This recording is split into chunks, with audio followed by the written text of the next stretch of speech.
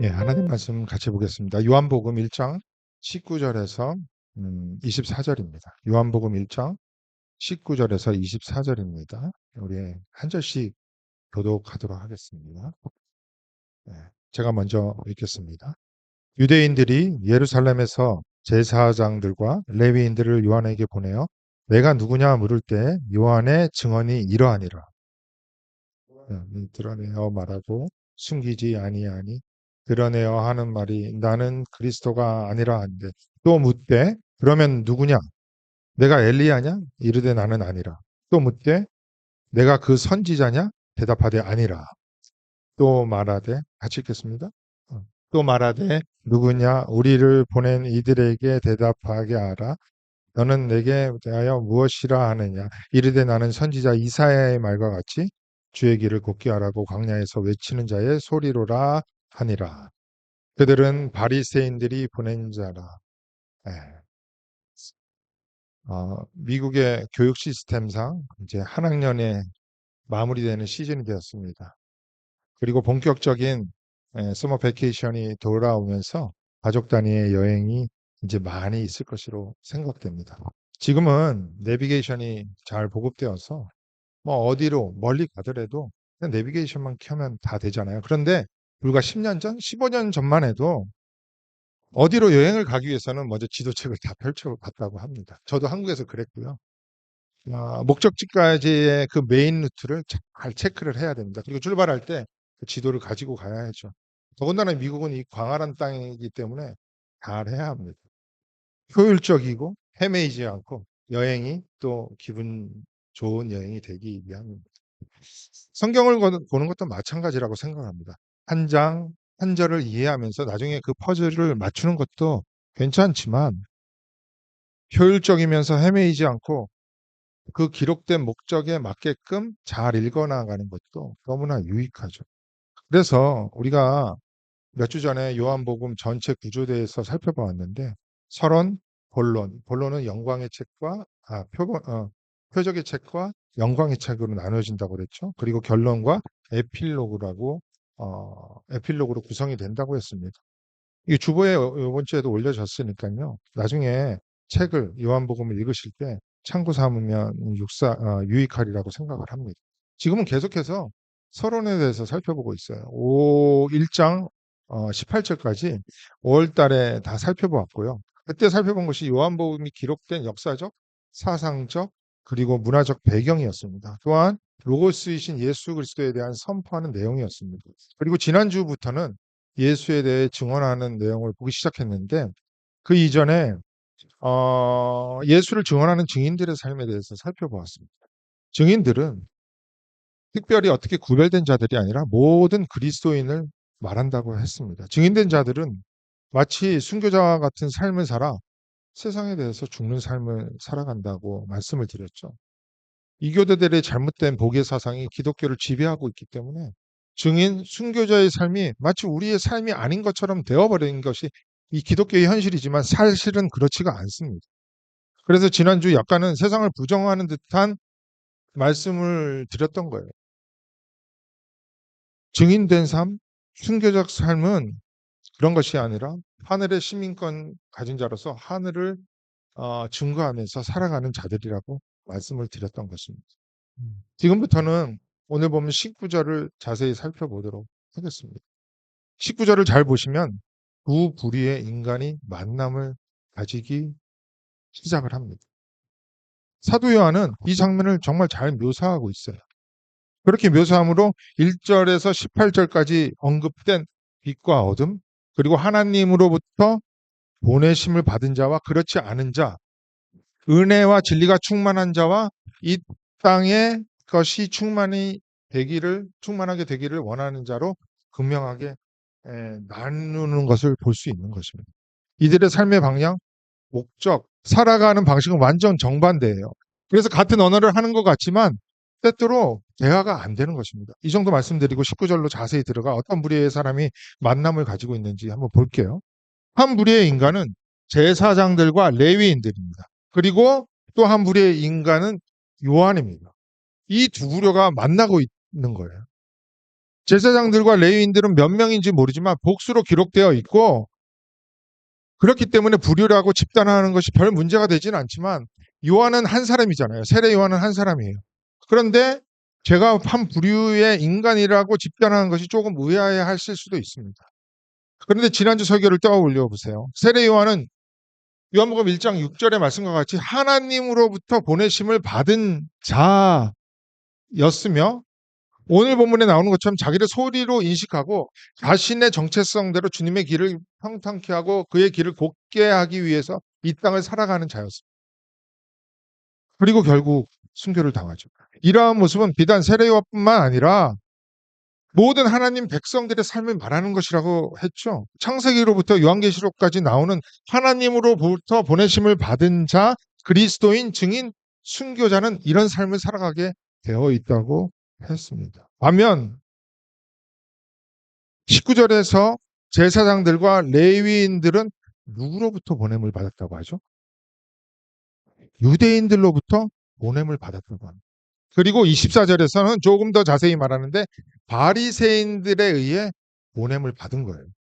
여러분, 이 부분을 그냥 지나칠 수 있지만 유대인이 누군지, 바리새인이 무엇을 하는 사람인지, 또한 레위인과 제사장들이 어떤 정체성을 가지고 살아가는 사람들인지 조금만 알고 있다면 너무나 이상한 일이 벌어지고 있다고 충분히 생각할 수 있는 거예요. 제사장들과 레위인들이 무엇을 하는 사람들이었습니까? 오늘 본문에서 약간 벗어나는 것 같지만 조금 자세히 말씀을 드려볼게요. 꼭 정리를 해 두셔야 합니다. 그들이 무엇을 하는 사람들이었어요? 이스라엘은 12지파가 있다는 것을 다 아실 것입니다. 그중 한 지파가 레위 지파였는데 이들은 하나님으로부터 특별히 택함을 받은 자였어요. 어떤 택함을 받았는지 한번 볼게요. 민수기 3장 12절에서 13절을 보세요. 보라, 내가 이스라엘 자손 중에서 레위인을 택하여 이스라엘 자손 중에 태를 열어 태어난 모든 자를 대신하게 하였은즉 레위인은 내 것이라. 다 하나님의 백성인데 그 중에서 특별히 레위인은 내 것이라고 말해요. 처음 태어난 자는 다 내 것임은 내가 애굽 땅에서 처음 태어난 자를 다 죽이던 날에 이스라엘 처음 태어난 자는 사람이나 짐승을 다 거룩하게 구별하였음이니 그들은 내 것이 될 것임이니라. 나는 여호와니라. 그러니까 이스라엘 지파 중에서도 이 레위인들이 대표라는 거예요. 여기 대표의 원리, 그리고 하나님께서 특별히 택하셨다라고 정리를 하고 넘어갈게요. 이 레위 지파는 기업이 없었습니다. 쉽게 말하자면 세상에서 밥벌이하면서 살아갈 직업이 없었다는 거예요. 오직 이들의 기업이 하나님이었기 때문입니다. 민수기 18장 20절 한번 볼까요? 여호와께서 또 아론, 레위 지파 중에서 또 대표예요. 이 아론에게 이르시되 너는 이스라엘 자손의 땅에 기업이 없다고 합니다. 그들 중에 아무 분깃도 없을 것이나 내가 이스라엘 자손 중에 내 분깃이요 내 기업이라. 보세요. 하나님이 내가 너희의 기업이라고 말씀하고 있는 거예요. 레위 지파의 기업은 오직 하나님이라는 것입니다.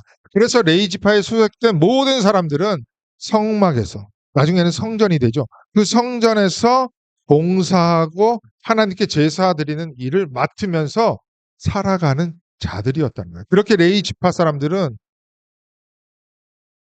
하나님을 찬양하고 예배하고 더욱 더 나아가서 하나님의 백성의 질서를 유지하는 자들로 하나님을 기업 삼아서 살아가는 하나님의 택한 백성들이었습니다. 이런 레위 지파 중 특별히 제사장이란 직분이 있는데 이 제사장 직분은 아무나 또 할 수 없었어요. 아론의 자손들만 할 수 있었던 것입니다. 이 제사장이 하나님의 백성을 대신하여 죄를 속죄하는 속죄 제사를 드리고 하나님의 말씀을 직접 가르치면서 또 그들을 축복하는 축복권도 있었잖아요. 이와 같이 레위인, 제사장 하면 하나님 백성들과 하나님 사이에서 하나님께 그들을 잘 인도하는 임무를 맡았던 자들이에요. 백성들에게 말씀을 가르치는 자들이었습니다. 그게 특별히 하나님께서 택하시고 백성들 가운데 하나님이 직접 보내신 자들이었다는 거예요. 그러니까 그 정체성을 잊고 살면 안 되는 자들이었죠. 그런데 오늘 본문에서 이들이 하나님께로부터 보냄을 받았다고 합니까? 아니죠. 유대인들로부터 보냄을 받았다고 합니다. 조금 더 자세히 말하면 유대인들의 대표격인 바리새인들. 이 말은 백성들에 의해 제사장들과 레위인들이 좌지우지 되었다는 것입니다. 주객이 전도가 된 거예요. 하나님으로부터 보냄을 받고 하나님의 백성들을 하나님께로 인도해야 되는데 지금 좌지우지 되고 있었다는 거예요. 그 당시 유대인들은 어떤 사상을 가지고 살았어요? 무슨 가치관을 가지고 살았습니까? 그들은 인본주의의 대표격인 율법주의가 그들의 사상이 되어서 그들을 이끌어가는 이끌림을 받은 자들이었어요. 인본주의자들답게 그들은 민속 메시아 사상을 가지고 있었어요. 메시아를 기다리고 있었는데 하나님이 말씀하신 그 메시아가 아니라 이 땅에서 자신의 욕망을 채우게 하는 그런 메시아를 가지고 있었다는 거예요. 이방 민족으로부터 자신들을 해방시켜주며 경제적인 복지를 이끌며 사회 정의를 이루어줄 그런 메시아를 오매불망 기다리면서 자기의 욕망을 채우기를 기다리고 있었다는 거예요. 그들이 유대인들이었습니다. 그렇다면 영적인 리더들이었던 제사장들과 레위인들이 그들이 정신 차리고 하나님이 말씀하신 메시아가 누구인지를 정확히 가르치면서 다시 하나님께 나아가고 올바른 메시아를 기다리도록 인도했어야 하는 자들이었습니다. 그런데 안타깝게도 하나님께로부터 부르심을 받은 그 사실을 새까맣게 잊은 채 누구로부터 보냄을 받았다고요? 사람들로부터 부름을 받고 그들의 심부름꾼으로 전락을 한 거예요. 19절 이 한 절 말씀에 이스라엘 당시의 영적인 현실, 그 어둠이 짙게 드리워졌다는 것을 우리는 알 수 있는 것입니다. 안타까운 것은 지금도 이와 같은 똑같은 일들이 반복되고 있다는 거죠. 사람들의 욕구와 인간적인 생각에 리듬에 맞추어 춤을 추어주면서 영적 리더들이 얼마나 인간적인 대우를 받기를 원합니까? 사람들이 일주일에 한 번 교회에 나올 때 그들에게 응원가를 불러주면서 괜찮아. 지금 잘못 가고 있음에도 불구하고 평강해. 하나님의 축복이 너에게 임했어. 이렇게 응원해 주기를 바라는 자들이 정말 영적 리더입니까? 그들은 누구로부터 부름을 받은 거예요? 갈라디아서 1장 10절입니다. 이제 내가 사람들에게 좋게 하랴 하나님께 좋게 하랴 사람들에게 기쁨을 구하랴 내가 지금까지 사람들의 기쁨을 구하였다면 그리스도의 종이 아니니라. 하나님으로부터 보내심을 받은 이들이 하나님을 기쁘게 하는 것이 아니라 어떻게 사람들을 좋게 하고 사람들의 기쁨을 위해 살아갈 수 있겠습니까? 그렇다면 그리스도의 종이 아니죠. 갈라디아 지역의 영적 리더만 그런 것이 아니죠.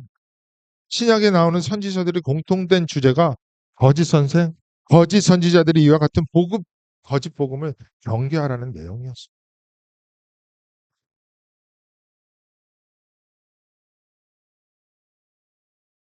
자신이 하나님으로부터 부름을 받았다는 그 사실을 잊은 채 그냥 그렇게 살아가는 자들은 이들 바리새인들, 제사장들은 모두 어둠에 속한 자였습니다. 이렇게 어둠에 속한 자들이 참 빛을 증거하는 소리, 그 소리를 통해서 드러나는 그 실체를 인식할 수 있었겠습니까? 그래서 세례 요한이 자기들이 기다리고 있는 민속 메시아인 줄 알고 세례 요한에게 나아가서 너 누구야? 라고 물어본 거예요.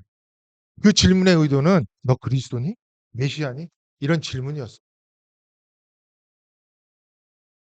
이에 대해 세례 요한이 20절에서 드러내어 말하고 숨기지 아니하는 증언을 하는데 구구절절히 말하지 않습니다. 자세히 말하지를 못합니다. 왜냐하면 구구절절히 말해도 그것을 못 알아들으니까요. 그래서 단호하게 나 그리스도 아니야. 너? 이거 한마디입니다. 그러자 어둠 가운데 있던 이들이 또 질문하죠. 그럼 너 엘리야니? 그리고 그 선지자 맞아? 이렇게 물은 거예요. 그게 21절 내용입니다.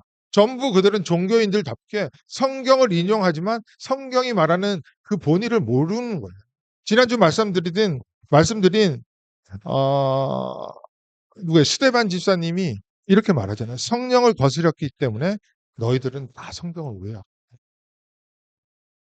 어떻게 이들이 하나님의 말씀을 오해하고 있었는지 지금부터 좀 살펴볼게요. 네. 우리가 복음서를 읽어보면 유대인들이 엘리야를 특별하게 생각한다는 것을 어렵지 않게 알 수 있습니다. 그들은 모세, 아브라함을 너무나 중요하게 여겼잖아요. 근데 엘리야도 이해 못지않게 중요하게 생각했습니다. 예수님께서 이 땅에 오셔서 정말 센세이셔널하게 활동을 하자 사람들이 그를 따라다니면서 이런 질문을 해요. "어? 엘리야 아니야?" 이렇게 질문을 해요. 성경의 예를 들어 한번 말씀 드려볼게요. 예수님께서 하루는 가이사랴 빌립보라는 지역에 이르러서 사역을 시작하기 전에 제자들에게 물어봅니다. "야, 사람들이 나를 누구라고 생각해? 누구라고 해?" 그러자 제자들이 대답하는 게 마태복음 16장 14절이에요. 한번 읽어보겠습니다. 마태복음 16장 14절입니다. 같이 읽겠습니다. 시작.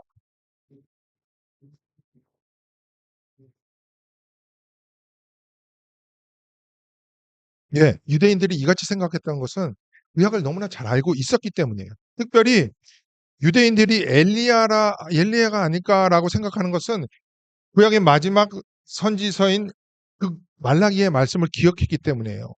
4장 5절 6절에서 말라기 4장 5절 6절에서 이렇게 말을 해요. 보라, 여호와의 크고 두려운 날이 이르기 전에 내가 선지자 엘리야를 너희에게 보내리니 그가 아버지의 마음을 자녀에게로 돌이키게 하고 자녀들의 마음을 그들의 아버지에게로 돌이키게 하리라. 돌이키지 아니하면 두렵건대 내가 와서 저주로 그 땅을 질까 하노라 하시니라. 여러분, 우리는 이 엘리야의 말씀을 읽을 때 어떤 생각이 드세요?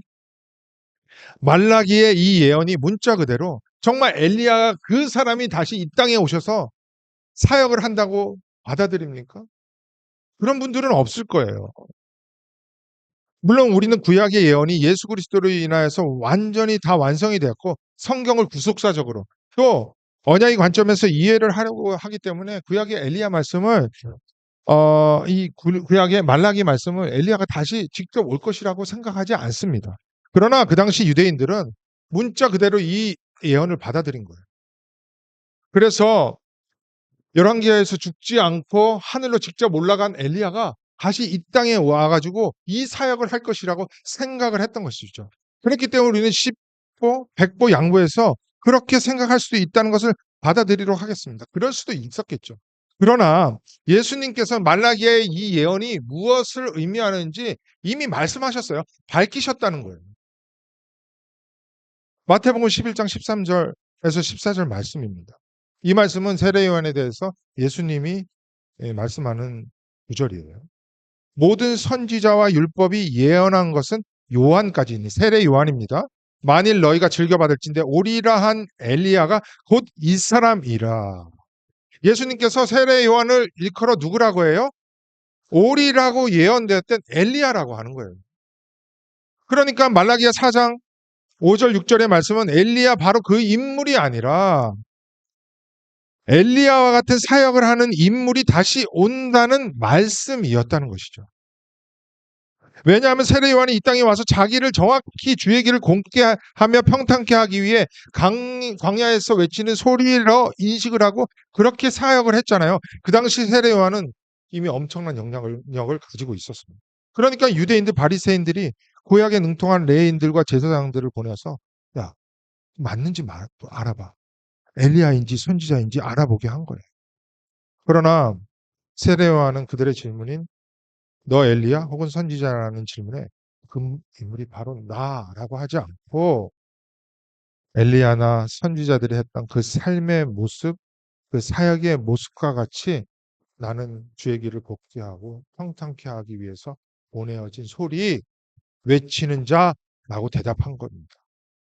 즉 말라기 4장의 예언은 엘리야라는 바로 그 인물이 온다는 말씀이 아니라 마태복음 11장에서 예수님이 세례 요한과 엘리야를 연결하여서 말씀하시기를 바로 그 인물이라기보다는 선지자적 사역, 선지자적 삶에 대한 예언한 것이라고 우리는 알 수 있는 것이죠. 그런데 예수님의 이 말씀을 들었던 제자들조차 그때 당시 이해를 못했던 거예요. 왜 그런지 한번 보겠습니다. 마태복음 17장 10절에서 13절이에요. 제자들이 물어 이르되 그러면 어찌하여 서기관들이 엘리야가 먼저 와야 하리라 하나이까 이렇게 질문해요. 예수께서 대답하여 이르시되 엘리야가 과연 먼저 와서 모든 일을 회복하리라. 내가 너희에게 말하노니 엘리야가 이미 왔으되 말씀하시죠. 사람들이 알지 못하고 임의로 대우하였도다. 인자도 이와 같이 그들에게 고난을 받으리라 하시니라. 그러자 그제서야 제자들이 예수께서 하신 말씀이 세례 요한인 줄을 깨달으리라. 다시 말씀드리지만 말라기 4장의 마지막 때의 엘리야가 다시 온다는 말씀은 문자 그대로 엘리야가 온다는 말씀이 아니라 선지자 엘리야 사역에 예표되었던 마지막 때의 세례 요한의 사역과 같은 것을 예언했다는 거예요. 그래서 11절에서 예수님이 말씀하시기를 엘리야가 먼저 와서 모든 일을 회복한다는 이 말라기의 이 말씀을 세례 요한의 사역과 연결하여서 설명하고 있는 것입니다. 화면에 11절, 12절을 다시 보세요. 구약 말라기에 예했던 엘리야, 즉 엘리야적 사역을 하는 세례 요한이 와서 지금 말씀이 이루어지고 있음에도 사람들은 깨닫지 못한 것입니다. 뿐만이 아니에요.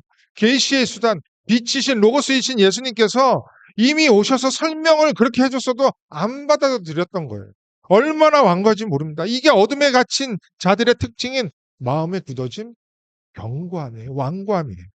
그런 마음밭에 말씀의 씨앗인 예수가 숨겨지지가 않았던 것이죠. 그리고 12절 마지막에서 인자도 이와 같이 예수님도 이와 같이 고난을 받으리라고 하죠.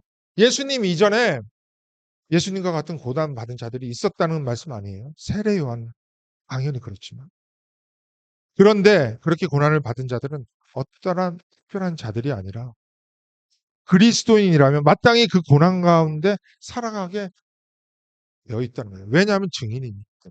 순교자적 삶을 살아가는 것이기 때문에. 그리고 창세기 4장부터 히브리서, 요한계시록 이어지는 그 증인의 삶에 대해서 지난주 말씀을 드렸잖아요. 그렇기 때문에 이 삶은 우리의 삶이 될 수밖에 없다는 것입니다. 선지자에 대해서 또 하나 말씀을 드리도록 하겠습니다. 지금 제사장들과 레위인들이 세례 요한에게 나와서 엘리야뿐만 아니라 그 선지자냐라고 질문했잖아요. 근데 이 질문에 대해서는 처음으로 선지자적 삶을 살아간 아벨에 대해서 말씀을 드림으로 이 질문에 대한 대답을 해드리도록 하겠습니다. 아벨이 어떻게 죽었는지에 대해서는 잘 아실 거예요. 근데 이 죽음에 대해서 잠깐 설명을 하는 내용이 창세기 4장 25절 말씀인데요. 그걸 한번 보겠습니다. 25절이에요. 아담이 다시 자기 아내와 동침하며 그가 아들을 낳아 그의 이름을 셋이라 하였으니 이는 하나님이 내게 가인이 죽인 아벨 대신에 다른 씨를 주셨다 함이라. 제가 영어도 써놨어요. 영어 성경이 오히려 원어에 가깝게 번역되었고 한글 성경이랑 약간 의미가 틀려요.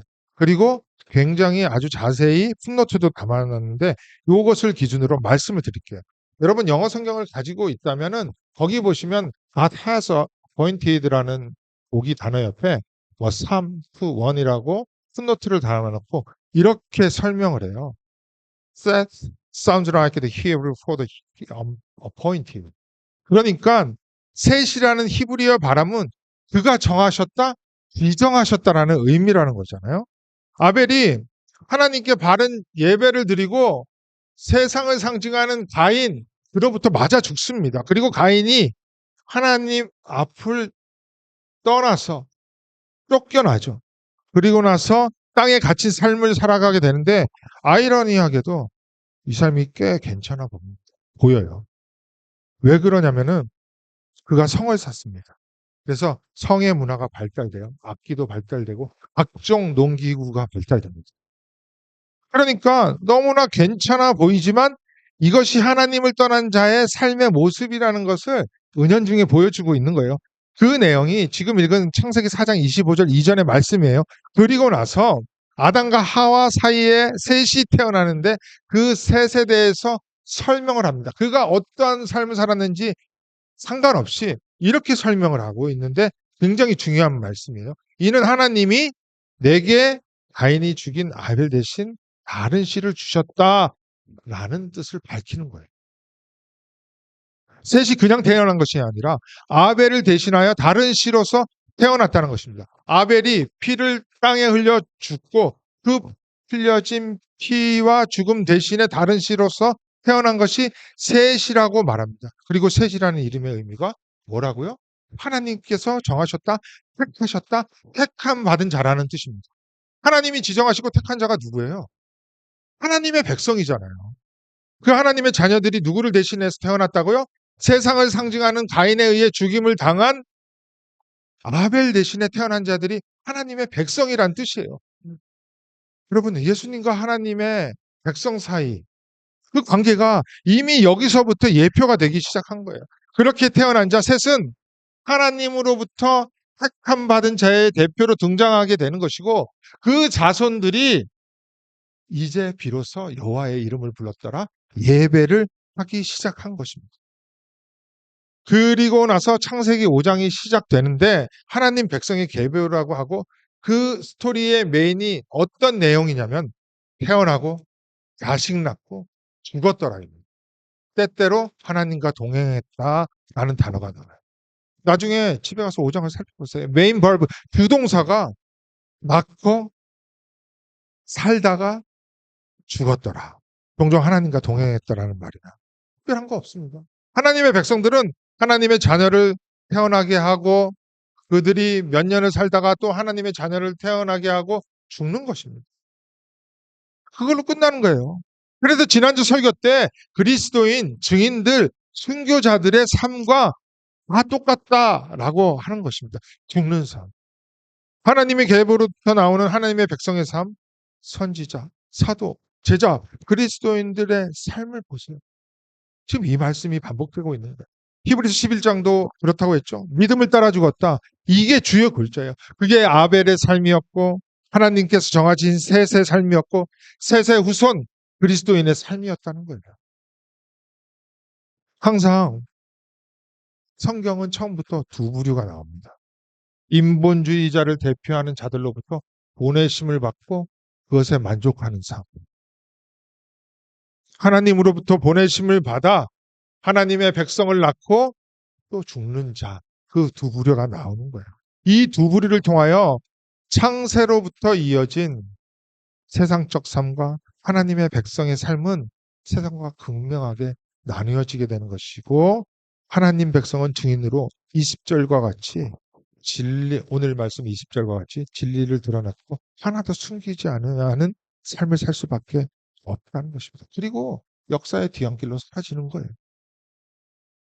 반면 자기를 드러냈고 자기 만족만을 위해 살아가는 인본주의자들의 삶은 진리이신 로고스가 누구인지 무슨 일을 하는지 관계없이 자기의 욕망만을 채워줄 메시아만을 기다리는 겁니다. 그 메시아를 이제는 돈으로 삼습니다. 명예로 삼아요. 권력으로 삼습니다. 이렇게 생각하는 거예요. 그리고 자기를 드러내려고만 하는 거죠. 오늘 본문의 시작 부분에서 이 두 가지의 삶을 발견만 하더라도 우리는 커다란 도전이 될 것입니다. 우리는 선지자 엘리야 같은 삶은 아니지만 분명히 엘리야와 같은 선지자적 삶을 받은 그리스도인이라는 것을 잊지 않아야 할 것입니다. 그렇게 죽을 때 우리는 생명의 부활로 나아갈 수 있게 되는 것입니다. 그러므로 주의 사랑하는 그리스도 반석교회 형제자매 여러분, 우리는 누구로부터 보내심을 받은 자입니까? 세상입니까? 아니면 하나님입니까? 기도하겠습니다.